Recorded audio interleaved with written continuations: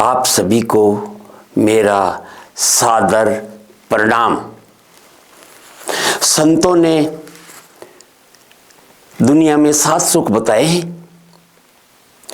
संतों ने बताया है कि पहला सुख निरोगी काया, दूसरा सुख होता है घर में माया, तीसरा सुख होता है कुलवंती नारी, चौथा सुख होता है पुत्र हो आज्ञाकारी, पांचवा सुख होता है स्वदेश में हो वासा, छठा सुख होता है राज में हो वासा और सातवां सुख संतों ने बताया है संतोषी जीवन।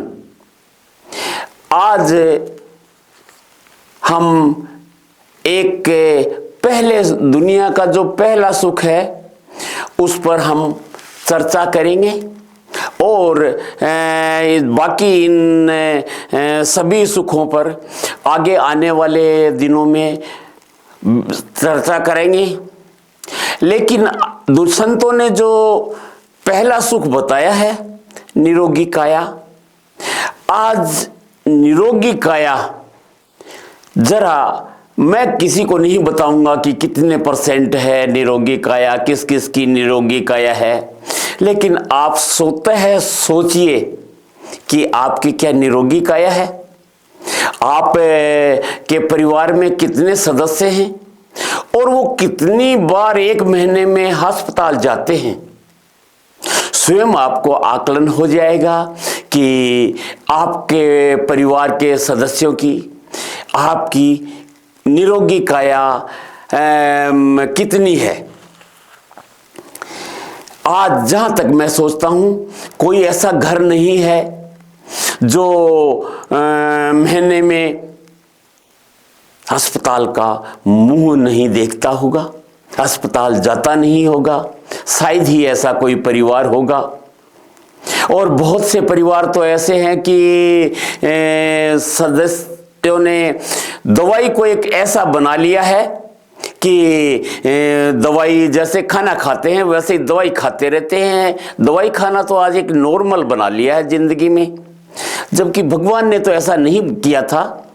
भगवान ने तो निरोगा शरीर बनाया था और अगर कोई छोटी मोटी कमी भी रहती है तो भगवान ने क्या है कि अंदर ही एक डॉक्टर भी बिठाया है, बल्कि उस डॉक्टर को स्वतः पता चल जाता है कि शरीर में क्या कुछ बीमारी आ गई है।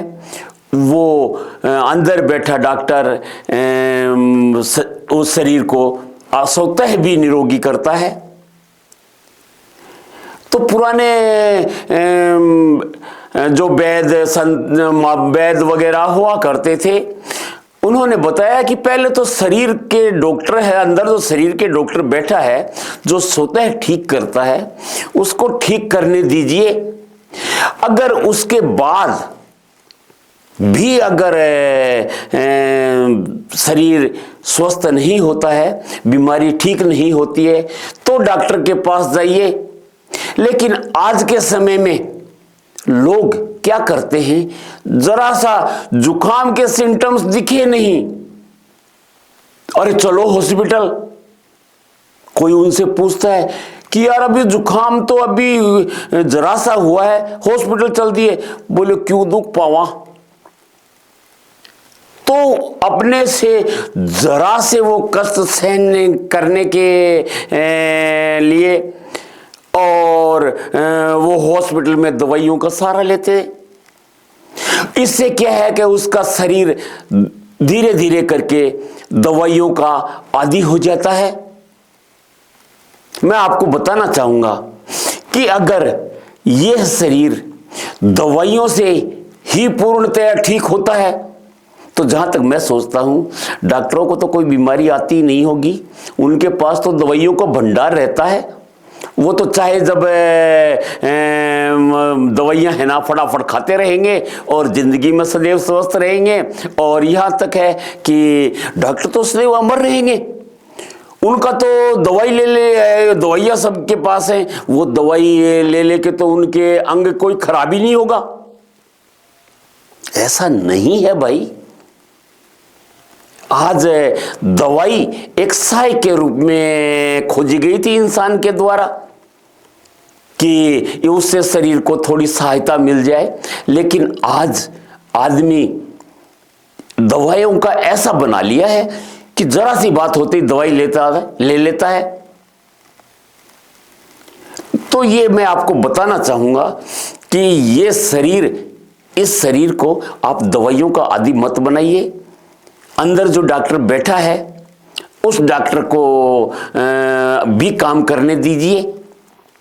शरीर में सोता है, भगवान ने सब कुछ ताकत दी है।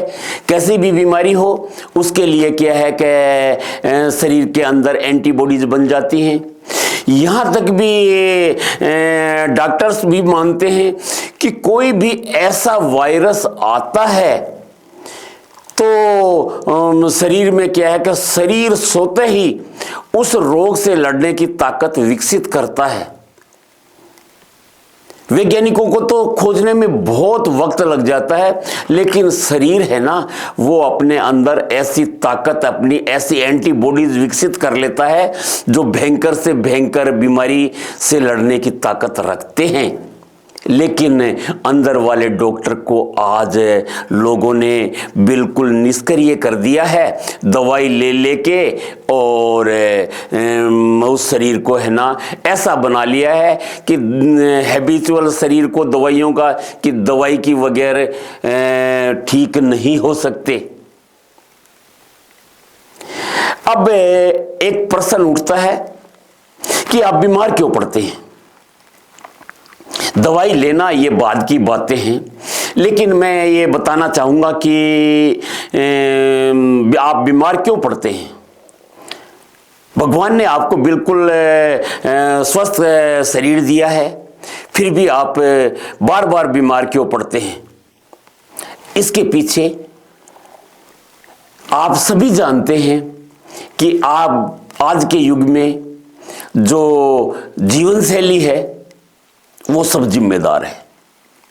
अगर पहले क्या हुआ करता था कि शरीर को निरोगा रखने के लिए सब कुछ ध्यान में रखा जाता था, जो धीरे धीरे करके मैं आगे आपको सबको बताऊंगा।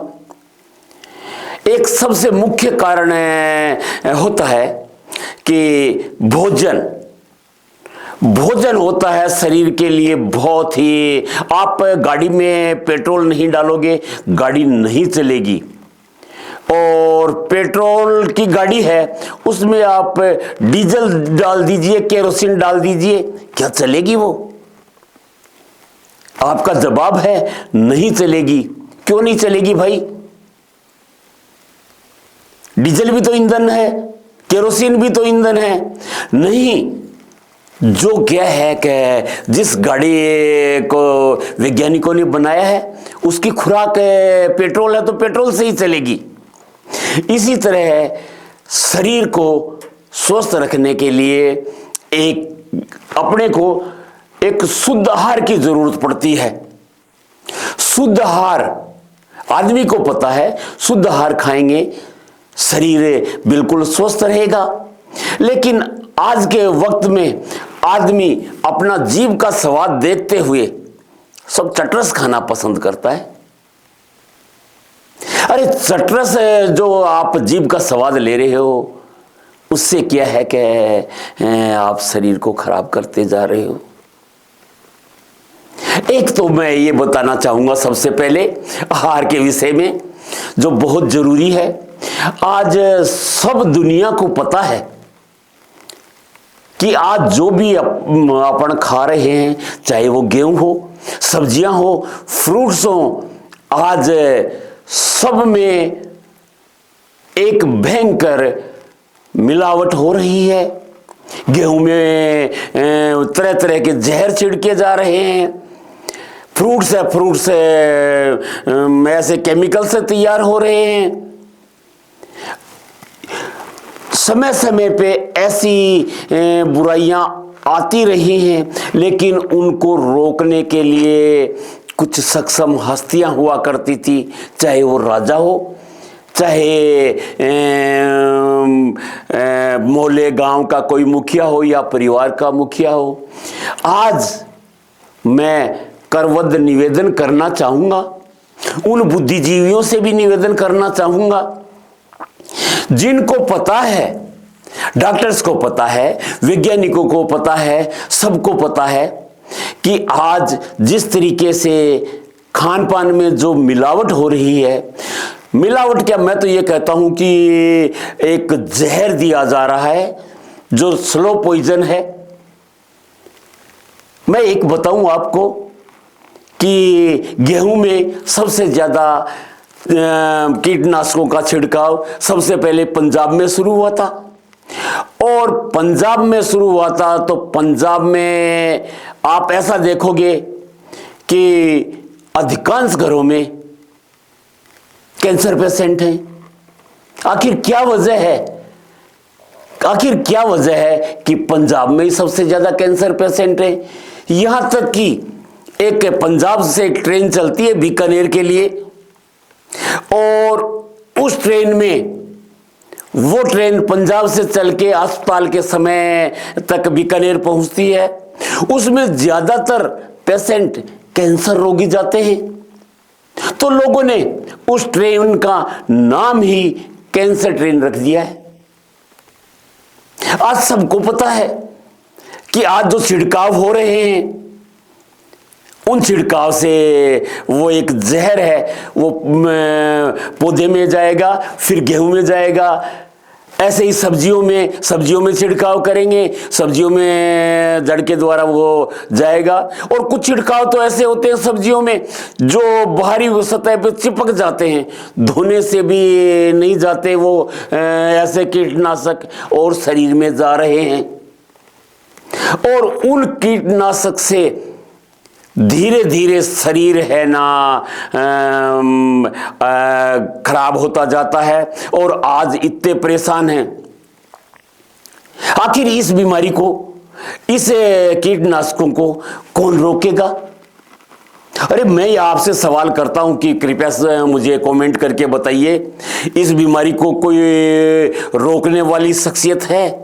मैं तो समझता हूं कि कोई शख्सियत ऐसी नजर नहीं आती है। मैं कम से कम, मेरे को तो, अगर आपकी निगाह में, तो मुझे बताइए कि ना तो सरकार इस पे कोई ध्यान दे रही है, ना ही प्रशासन ध्यान दे रहा है। लोगों को पता है कि पूरे दिन जहर खा रहे हैं, लेकिन फिर भी क्या है कि लोग इतने विवश हो गए कि कुछ कर नहीं पा रहे हैं। इस विषय में मैं एक छोटी सी घटना बताऊंगा। हमारे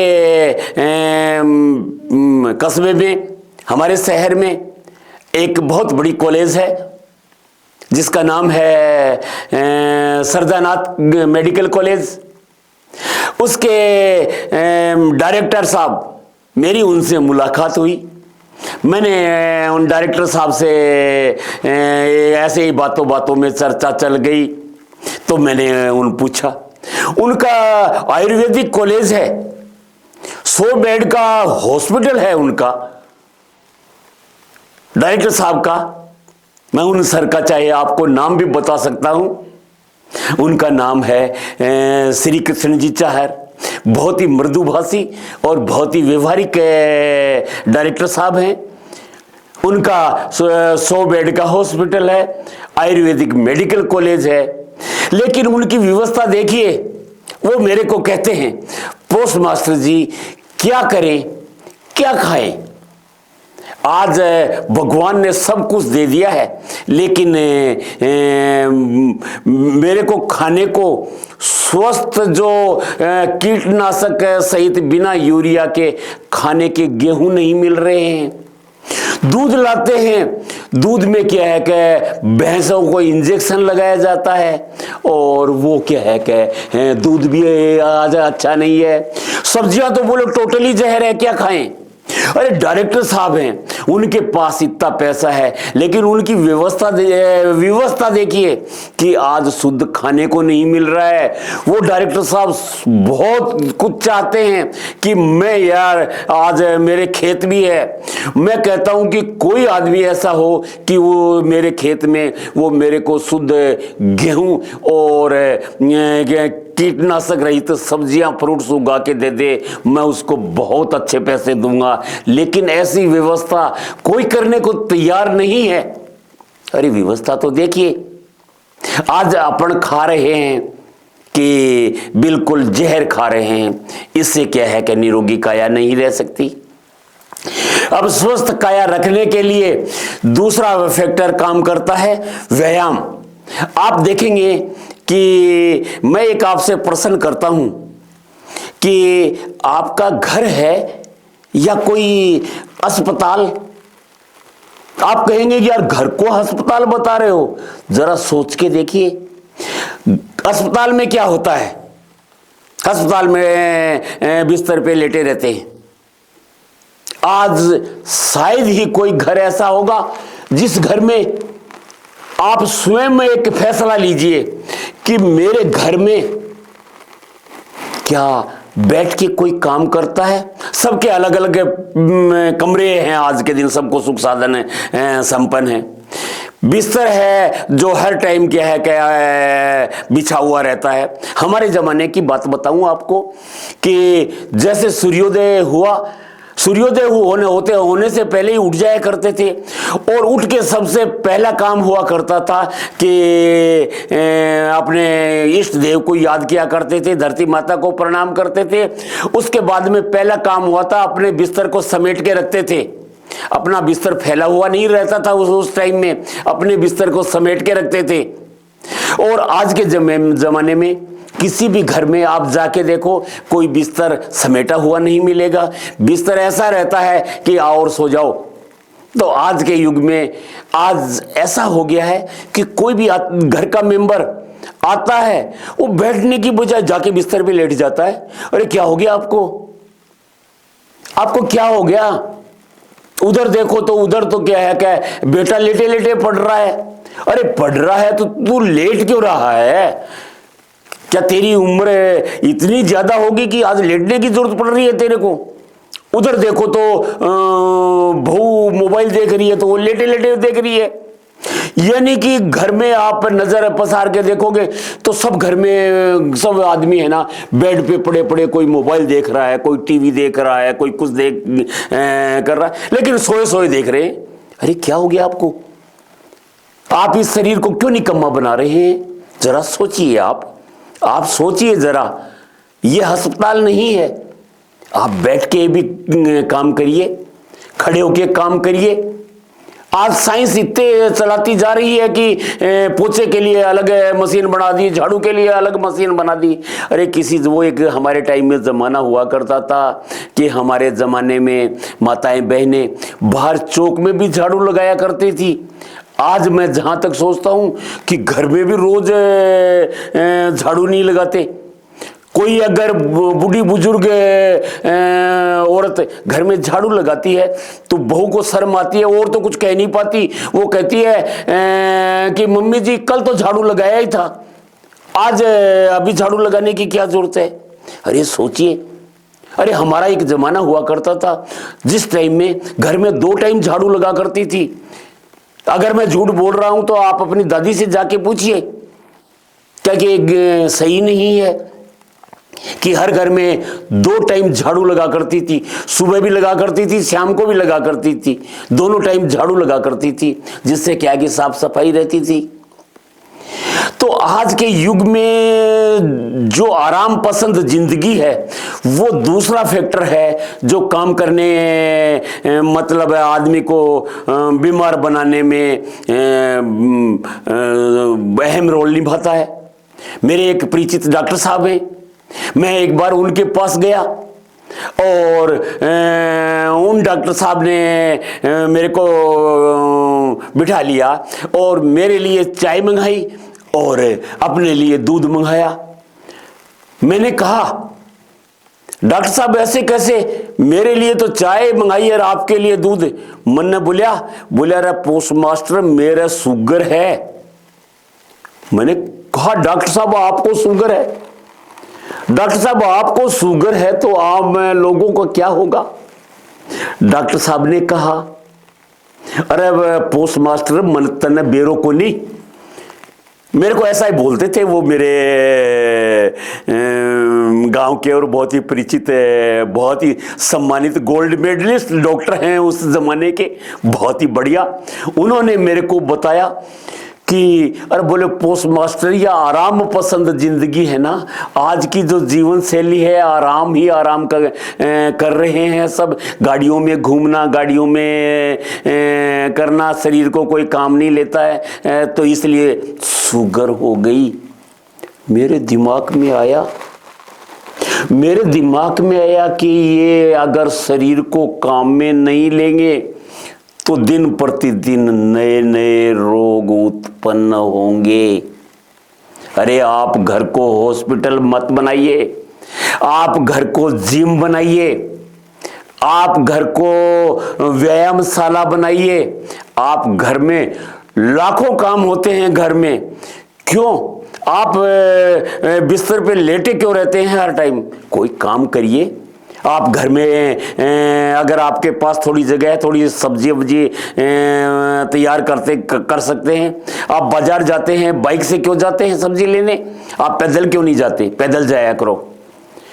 तो हर टाइम में जरा सी बात हुई नहीं तो हर घर में क्या है कि 4 व्हीलर भी है, मोटरसाइकिल भी है, गाड़ी उठा लेते हैं। अरे मेरे पड़ोसी हैं, उन्होंने, वो कल ही मेरी बात हो रही थी, तो बोले वो मेरे पिताजी 94 साल के होके खत्म हुए। तो मेरा गांव 4 किलोमीटर पड़ता है, तो 4 किलोमीटर पड़ता है तो साधन बहुत हैं, लेकिन बोले मेरे पिताजी क्या है कि गुड्ढा आते थे, बामला से गुड्ढा आते थे, तो ऑटो में नहीं आते थे। बोलो 10 रुपया जाता लगेगा और 10 रुपया आवता लगेगा, मैं तो पगाई चल जाऊंगा, 20 रुपया की सब्जी लेंगे जो सारो घर खागो। अरे बुजुर्ग लोगों के विचार देखिए, शरीर चलने से घिसता नहीं है, पैर घिसते नहीं है। शरीर को आप जितना भी है ना काम में लेंगे उतना ही काया निरोगी रहेगी। आप इस शरीर को है ना आप काम में लीजिए, जितना काम में लेंगे उतने शरीर के अंग बलिष्ठ होते जाएंगे। और एक स्वास्थ्य में एक थर्ड फैक्टर एक अहम रोल निभाता है, उसके विषय में भी मैं आपको बताऊंगा कि निरोगा रहने के लिए सबसे जरूरी है कि दिमाग में जो विचार हैं वो बढ़िया होने चाहिए। आदमी जैसा सोचेगा उस थिंकिंग के हिसाब से शरीर में हार्मोन्स कुछ स्रावित होते हैं। ये बॉडी क्या है, ये हार्मोन्स का अगर बैलेंस रहेगा तो शरीर स्वस्थ रहेगा। और शरीर में अनेकों प्रकार के एंजाइम्स, हार्मोन्स स्रावित होते रहते हैं। अब वो आप तो नहीं कहते कि मेरे शरीर में ये हार्मोन्स या ये एंजाइम्स जो बनना चाहिए, वो स्वतः बनते हैं और वो विचारों के अनुसार बनते हैं। आप को गुस्सा आता है तो एक अलग तरह के हार्मोन स्रावित होते हैं जिससे शरीर में अजीब सी ताकत होती है। कुछ चिंता में होते हैं तो ऐसे हार्मोन्स का अनबैलेंस होता है कि आपको नींद नहीं आती। ये सब क्यों हो रहा है? सब विचारों पे है। आदमी आज सकारात्मक नहीं सोचता। पहले क्या है कि हर आदमी की जिंदगी में एक कहानियों से या पुरानी गाथाओं से, माता पिता से सुनी कहानियों से, उनके जो करेक्टर हुआ करते थे उनसे प्रेरणा लेके वैसे ही विचार रखते थे और वैसा ही जीवन का एम होता था। तो तब क्या है कि विचारों की अगर आप सोच सही रखोगे तो दिमाग, सारे शरीर में जो हार्मोन्स और कुछ एंजाइम्स वगैरह जितने भी जो भगवान ने बनाए हैं, मैं क्या है कि मेडिकल का ज़्यादा तो नहीं जानता, लेकिन इतना मैं ज़रूर जानता हूं कि अगर आपके विचार स्वस्थ होंगे, विचार पॉजिटिव होंगे, तो आपके दिमाग में जो शरीर के बॉडी का जो बैलेंस है, मतलब हार्मोन्स वगैरह का जो बैलेंस है, वो बराबर सही बना रहेगा। और बराबर सही बना रहेगा तो आपकी काया, आपका शरीर बीमार नहीं पड़ सकता। और आपके अगर विचार सही नहीं हैं तो हर टाइम आप गलत नेगेटिव विचारों में रहेंगे।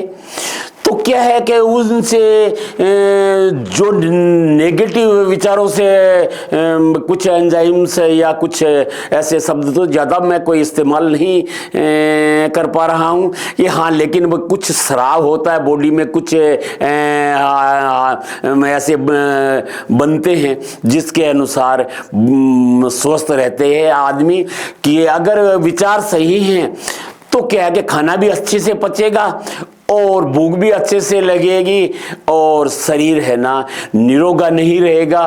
तो मेरा ये सोचना है कि जो शरीर को स्वस्थ रखने के लिए अहम जो फैक्टर्स हैं मैंने वो आपको निवेदन किए हैं। आपको अगर गलत लगते हो तो कृपया मेरे को बताएं, और सही अगर लगते हो तो आप मेरे को कमेंट्स करके बताएं कि आपने बात तो सही की है। अगर मैंने सही बात की है तो जरा उस पर गौर करिए। इन बुराइयों को रोकने के लिए कोई ऊपर से और कोई शक्ति नहीं आएगी, अपने को ही निदान करना है। तो सबसे पहले आप शुद्ध, सभी से मेरा निवेदन है कि जहां तक हो सके शुद्ध खाइए। और दूसरा, आप खाना खा लिया और वो खाना खा लिया, वो एक शरीर मान लो एक मतलब भट्टी की सी तरह है। शरीर के अंदर खाना गया, शरीर ने क्या है कि आमाशय से आंत से उसको पचा के सारे जो विटामिन्स, फैट्स, वसा, कार्बोहाइड्रेट्स जितने भी शरीर में होते हैं उनको क्या है कि भोजन से निकाल के रक्त में डाल दिया, बॉडी में पहुंचा दिया। लेकिन वो क्या है कि इकट्ठे हो रहे हैं, वो उसको आप मान लो कि काम करने के लिए कौन से किस किस चीज की जरूरत होती है वो शरीर में मौजूद है, लेकिन उसको काम में नहीं ले रहे और ऊपर से खाए जा रहे हैं। तो क्या है कि धीरे धीरे करके फैट्स के रूप में शरीर में जमा हो जाते हैं, मोटापा बढ़ जाता है। आपको सब पता है, फिर भी आप इग्नोर क्यों करती? अरे जरा सोचो, मैंने एक मिलो एक मतलब एक बच्ची थी, उसका क्या है थोड़े लीवर की सी प्रॉब्लम थी। तो मैंने पूछा बेटा ये लीवर की सी प्रॉब्लम कैसे हो है? छोटी सी बच्ची थी। तो बोले मैं माटी खाऊं जो लीवर की प्रॉब्लम है। अरे वो बच्ची थी, उसको तो ज्यादा सा ज्ञान नहीं था, लेकिन आप तो वृद्ध भी हैं, युवा भी हैं, सभी हैं, आपको तो पता है। तो फिर इनसे क्या है कि निजात पाने की कोशिश कीजिए। अगर आप ज्यादा भी नहीं कर सकते तो कम से कम फ्रूट्स, सब्जियां वगैरह अच्छे से धो के खाइए। और आप है ना व्यायाम, सबसे पहले घूमना शुरू करिए। अरे चलो ये बात चल गई तो मेरा वीडियो तो लंबा हो रहा है, लेकिन मैं भी दोनों टाइम सुबह शाम घूमता हूँ। मेरे को एक दिमाग आज स्ट्राइक कर रही है कि मैं एक ज़माने में मेरा गांव पिलानी के पास है झेरली, मैं झेरली से जाता था अरडावता। मेरे पास उस टाइम मोटरसाइकिल हुआ करती थी। हमारे सरपंच साहब कहते थे मेरे को कि यार बाबू चाल नेताजी मिल के आऊँगा। तो मेरी ड्यूटी डाकघर में हुआ करती थी, तो मैं सुबह सुबह एक सरपंच साहब को लेके और हम क्या है कि नेताजी से मिलने चले जाते थे। मैं तो सिर्फ उनके साथ ही जाता था। तो उस टाइम में हम सुबह सुबह जाते थे एकदम अर्ली इन द मॉर्निंग। तो मेरे को रास्ते में बिरला सार्वजनिक हॉस्पिटल के जो सीएमओ हैं डॉक्टर जैन, जो आज भी स्वस्थ हैं और उसी हॉस्पिटल में आज सीएमओ हैं। अरे वो बात जब मैं याद करता हूं, क्या कि हम सुबह सुबह घूमने जाते थे ना, तो वो डॉक्टर साहब आर.के. जैन और उनकी मैडम मेरे को रोड पे घूमते हुए मिलते थे। तब मेरे को इतना ज्ञान नहीं था, तो मैं सोचता था कि यार ये सीएमएचओ है, सुबह सुबह इतना लंबा रहे। वो कई बार तो मेरे को पिलानी से उस हॉस्पिटल से देव रोड की दूरी लगभग होगी 5-6 किलोमीटर, तो उसके आसपास तक मिल जाते थे, बहुत ज़्यादा घूमते थे। आज मेरे को समझ में आया है कि वो डॉक्टर साहब, डॉक्टर जैन आज भी निरोगी काया है और आज भी उस हॉस्पिटल को संभाल रहे हैं। आज मेरे को समझ में आया कि वो डॉक्टर साहब घूमते थे, तभी उनका निरोगी काया रही होगी। मैंने उनसे कभी मुलाकात होगी तो मैं पूछूंगा भी डॉक्टर साहब से। लेकिन यही राज है, उन डॉक्टर साहब ने उस जमाने में पहचान लिया था, डॉक्टर से थे पैसे से, तो उन्होंने क्या है कि डेली घूमा करते थे। आज भी वो स्वस्थ हैं और एक हॉस्पिटल को संभाल रहे हैं। आज भी वो बढ़िया सा अपना जीवन यापन कर रहे हैं। तो ऐसे लोगों से प्रेरणा लीजिए, प्रेरणा लीजिए ऐसे लोगों से, और आप भी उन जैसा बनने की कोशिश कीजिए। आप आज से ही कृपया नियम बनाए कि एकदम से नहीं, शरीर आप एकदम से अगर ज़्यादा व्यायाम कर लोगे तो सहन नहीं कर पाएगा। धीरे धीरे करके कोशिश करिए और आप धीरे धीरे करके काम करना शुरू करेंगे तो आप स्वस्थ रहने लग जाएंगे। तो मैं आशा करता हूं कि आप अपने ये घर को एक अस्पताल बना रखा है ना, हर आदमी जाते सो जाता है, बाहर से आया रात ही जूते खोल के सो गया, अरे क्या हो गया ऐसा, लावणी करके आए होंगे, लेकिन नहीं है। तो मेरा एक निवेदन है कि थोड़ा सा है ना इस शरीर को काम में लीजिए। अगर आपको निरोगा रहना है तो प्लीज़ आप कमेंट करके बताइए। मेरा जितना कुछ दायित्व बनता है मैं इनको परेशानियों को आप सभी के संज्ञान में लाने की कोशिश करूँगा और सोचने को विवश करूँगा कि आप मेरी बात बताई हुई पे कम से कम विचार तो करके देखिए। अरे कार्य रूप में आज नहीं तो कल परिणित करेंगे, लेकिन जरा सोचिए तो सही, क्या मैं गलत कह रहा हूँ? और अगर गलत नहीं कह रहा हूँ, सही कह रहा हूँ, तो थोड़ा बहुत आज विचार करके देखिए और आप ऐसा करके देखिए। मेरे एक उम्र के लिहाज से मैंने जो एक्सपीरियंस पाया है आपको शेयर कर रहा हूं। मैं जहां तक सोचता हूं अगर आप जरा भी अनुसरण करेंगे तो जिंदगी में आपको बहुत कुछ मिलेगा। धन्यवाद।